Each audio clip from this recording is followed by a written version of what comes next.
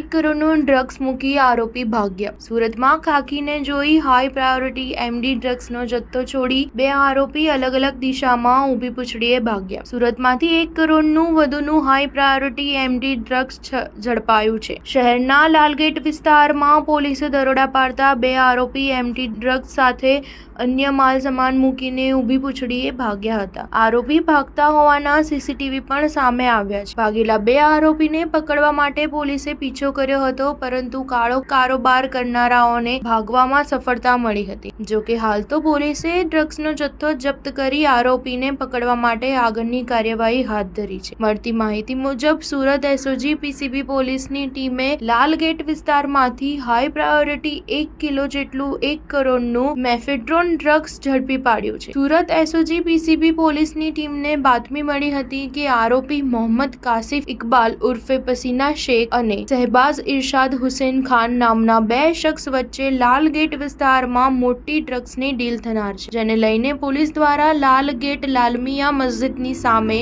મદરેસા ઇસ્લામિયા સૂફીબાગ શાખાની આસપાસ વોચ ગોઠવી હતી અને બંને શખ્સ વચ્ચે ડ્રગ્સની ડીલ થતી હતી. તે દરમિયાન પોલીસે ત્યાં દરોડા પાડ્યા હતા, પરંતુ પોલીસ તેઓને પકડે તે પહેલા જ બંને શખ્સ બાઇક અને ડ્રગ્સ ભરેલી બેગ ફેંકીને ત્યાંથી ભાગી છૂટ્યા હતા. સ્ટાર ન્યૂઝ 7 હંમેશા સચ્ચાઈની સાથે.